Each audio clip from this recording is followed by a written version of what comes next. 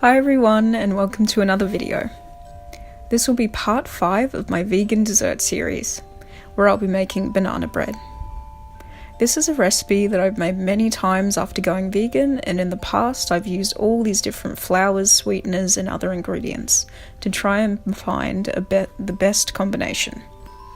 I've found that for a simple, healthy and cost-efficient recipe, oat flour is the best flour to use.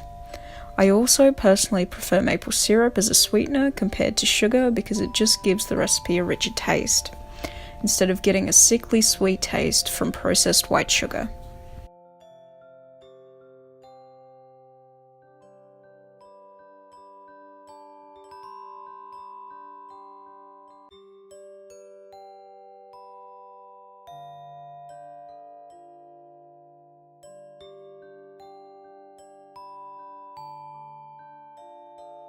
What you'll need for this recipe is 3/4 cup of oats blended into a fine flour, 1/4 cup of plain rolled oats, 1 teaspoon of baking soda as a raising agent, 2 large ripe bananas, the riper they are, the sweeter they are, 1/4 cup of maple syrup, which is unrefined and still very sweet, and 1/4 cup of almond milk. I used unsweetened.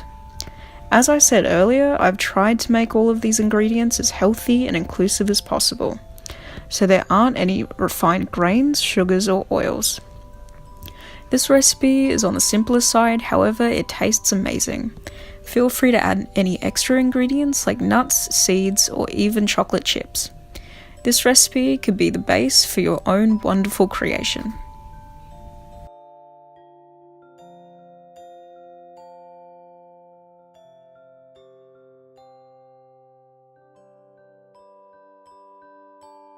Add all the ingredients minus the rolled oats into a blender.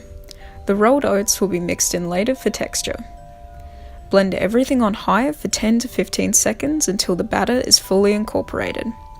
Make sure to preheat your oven to 180 degrees and line a pan with baking paper. Using a spatula, pour the batter out into a pan, evenly spreading the mixture.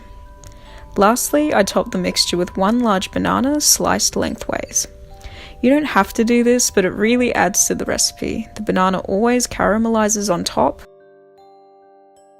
After your oven is fully preheated, bake it for 45 to 60 minutes, or until you can insert a utensil into it and it comes out clean. As I've said before, this is a method that I've used many times.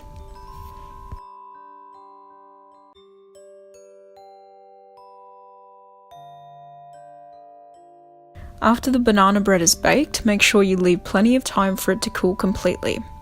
I left it for about 5 minutes to cool in the tin before putting it into the cooling rack, so I didn't accidentally burn my fingers. Moving it to the rack prevents an excess and condensation, and it's easier to cool and takes less time.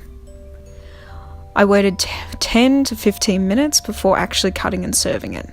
That way it's easier to slice and ensures that when you do cut into it, you're able to get cleaner slices without the banana bread getting squished from being too hot or not firm enough. I know it's really hard to wait, but trust me, having the patience is really worth it when it comes to presentation. Before, I would always be really quick about serving and eating what I've made, but it would never look as good.